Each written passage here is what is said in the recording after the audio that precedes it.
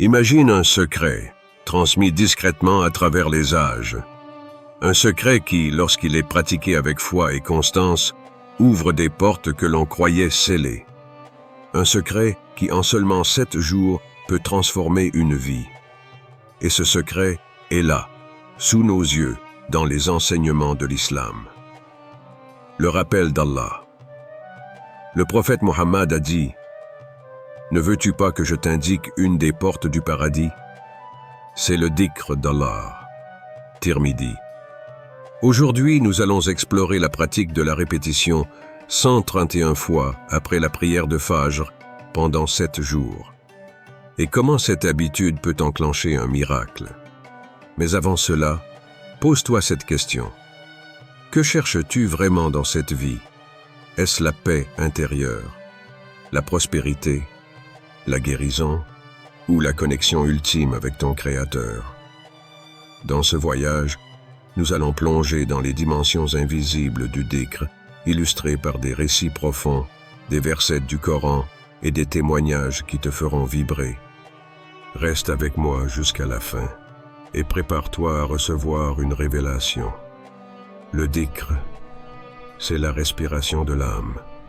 C'est ce souffle invisible qui relie l'humain au divin.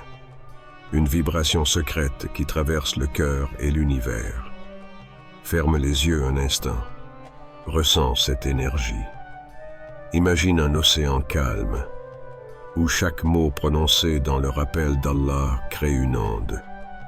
Une onde qui se propage dans les profondeurs de ton être, dissipant l'agitation, lavant les impuretés et remplissant ton cœur d'une paix que rien ni personne ne peut troubler. Car le dhikr est une clé, une porte vers un monde que nos yeux ne voient pas, mais que nos âmes reconnaissent instinctivement. Ceux qui ont cru et dont les cœurs se tranquillisent par l'évocation d'Allah. N'est-ce pas par l'évocation d'Allah que les cœurs se tranquillisent? Surat Ar-Ra'd 13-28. Le monde moderne te vole ton énergie. Les distractions, le stress, l'incertitude. Mais le dhikr te ramène à ton centre. Chaque parole que tu prononces dans l'invocation nourrit ton cœur, purifie ton âme et façonne ton destin. Mais pourquoi précisément 131 fois après la prière de Fajr? En islam, les nombres ne sont pas de simples chiffres. Ils sont des fréquences, des clés spirituelles qui ouvrent certaines portes dans l'invisible.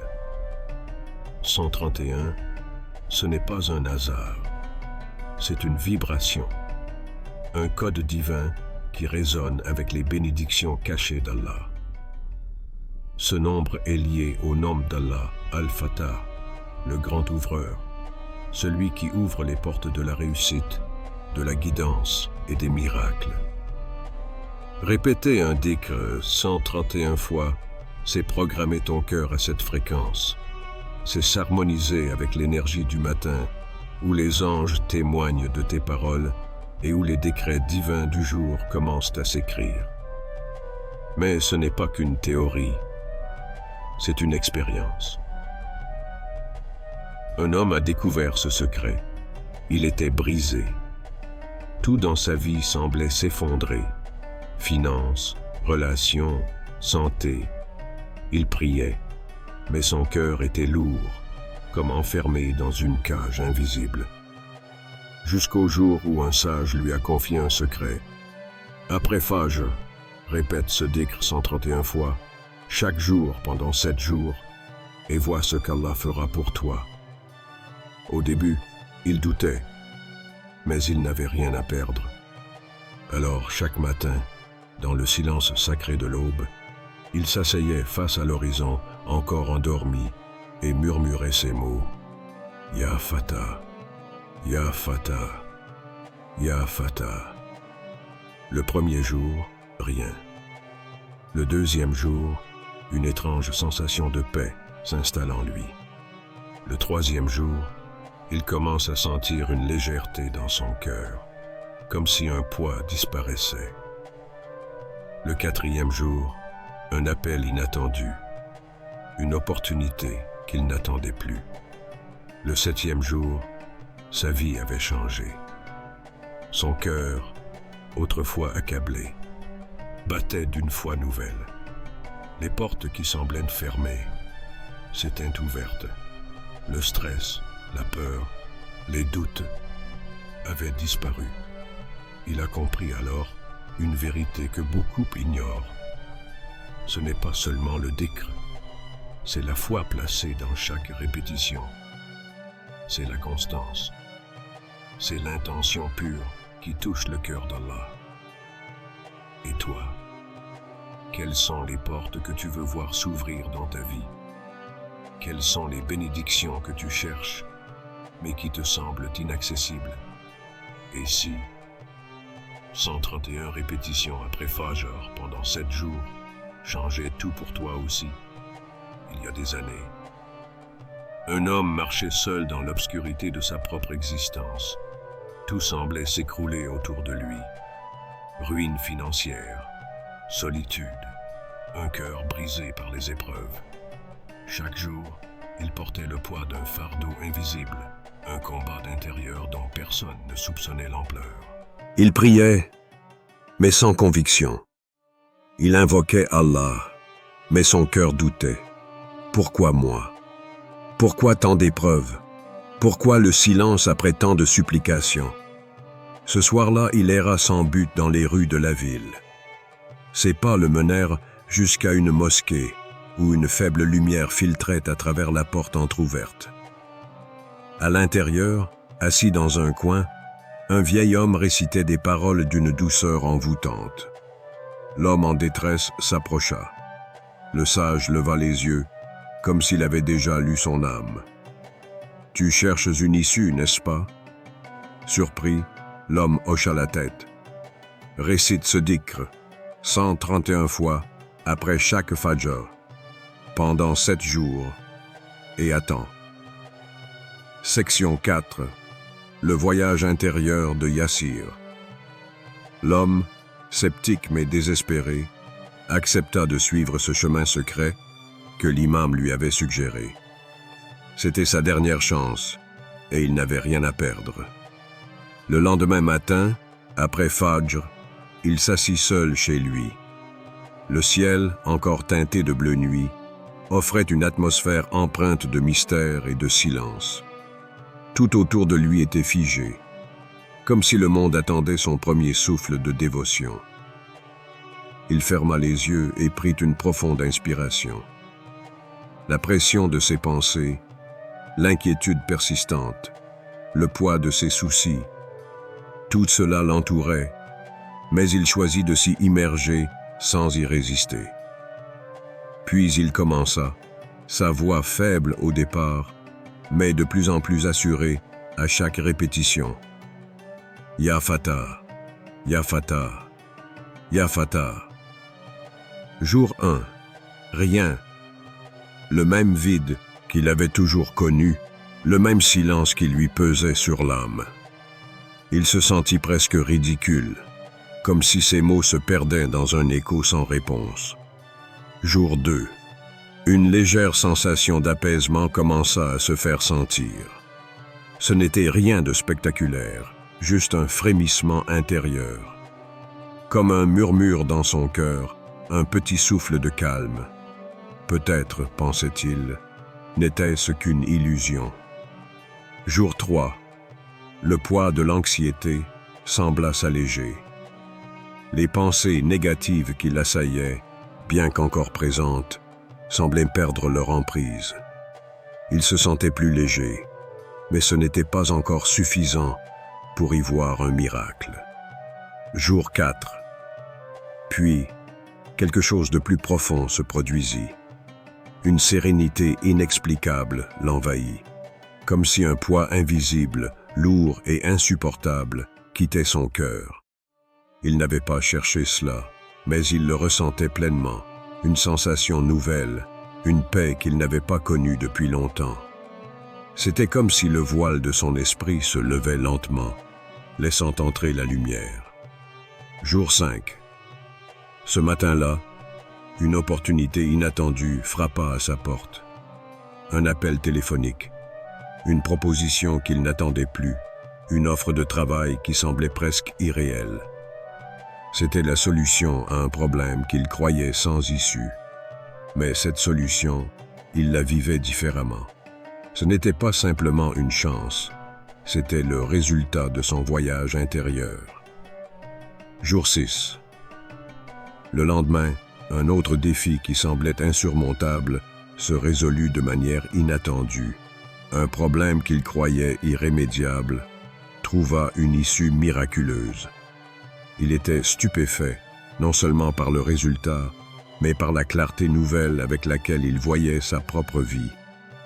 Tout se mettait en place comme par magie, mais en vérité, c'était la conséquence d'une transformation plus profonde. Jour 7. Et ce jour-là, son miracle se manifesta pleinement. Ce n'était pas une révélation spectaculaire, pas un événement grandiose. Non, le miracle était dans l'âme de Yassir. Il réalisa alors que le véritable changement n'était pas dans ce qui avait été résolu autour de lui, mais dans ce qu'il avait traversé en lui-même. Le voyage de 7 jours avait métamorphosé son cœur. Il n'était plus le même homme qu'il avait été une semaine auparavant. Ses doutes, ses craintes, ses incertitudes, tout cela semblait avoir été purifié. Sa foi, autrefois vacillante, était désormais solide, comme une montagne ancrée dans le sol. Son cœur, autrefois agité par les tempêtes de la vie, était devenu un océan de paix. Il n'avait pas seulement trouvé des solutions à ses problèmes extérieurs, il s'était trouvé lui-même. Cette transformation intérieure était le véritable miracle. Le secret n'était pas dans les résultats externes, mais dans le chemin parcouru. En récitant ces mots, Yassir avait ouvert une porte à une toute nouvelle perception de sa vie. Il avait découvert que le plus grand des miracles réside dans la paix intérieure, celle qui transforme non seulement l'individu, mais aussi la manière dont il perçoit et interagit avec le monde. Cela te parle-t-il? As-tu déjà traversé une épreuve où la solution n'était pas dans le monde extérieur, mais dans ta propre transformation intérieure? Et si le véritable changement résidait dans la manière dont tu abordes ta propre réalité, dans ton cœur et ton esprit? La prochaine étape de notre exploration nous emmène plus loin, là où la transformation intérieure rencontre l'éveil spirituel. C'est à ce moment-là qu'il comprit une vérité que beaucoup ignorent. « Invoquez-moi, je vous répondrai. » Sourate Ghafir 42-60. Mais Allah ne répond pas toujours comme on l'imagine. Parfois, la réponse n'est pas une porte qui s'ouvre immédiatement. Parfois, la réponse, c'est toi qui changes. C'est ton cœur qui devient capable de recevoir la bénédiction.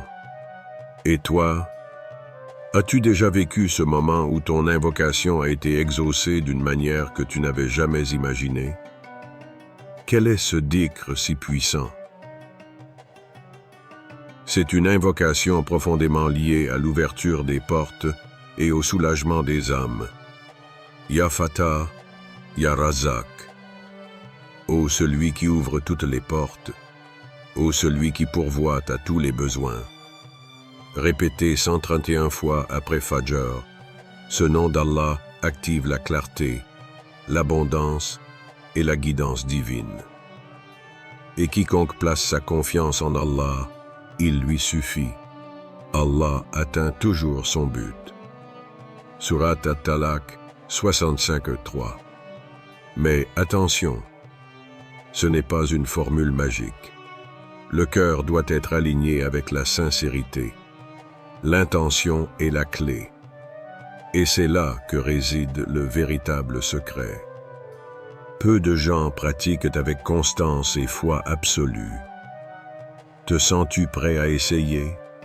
Si tu veux vivre ce miracle toi-même, voici comment procéder. 1. Réveille-toi pour Fajr. Même si c'est difficile, rappelle-toi que chaque effort est une élévation. 2. Accomplis ta prière avec une intention claire. Remets ton cœur entre les mains d'Allah. 3. Récite Ya Fatah, Ya Razak 131 fois. Laisse chaque mot résonner en toi. 4. Observe attentivement ton quotidien. Note les signes, les synchronicités et les changements subtils. 5. Garde une foi inébranlable. Même si rien ne semble se produire immédiatement, sache qu'Allah œuvre toujours en ta faveur. Et Allah est plus proche de vous que votre veine jugulaire. Sourate Kahf 50-16. L'univers ne répond pas à l'impatience, mais il récompense la constance. Plusieurs personnes ont essayé cette pratique et les résultats sont stupéfiants. Une femme en détresse financière a vu une opportunité tomber du ciel après 7 jours. Un homme en quête de guidance a eu une réponse claire à travers un rêve. Un autre, qui souffrait d'une anxiété profonde, a ressenti une paix qu'il n'avait jamais connue auparavant.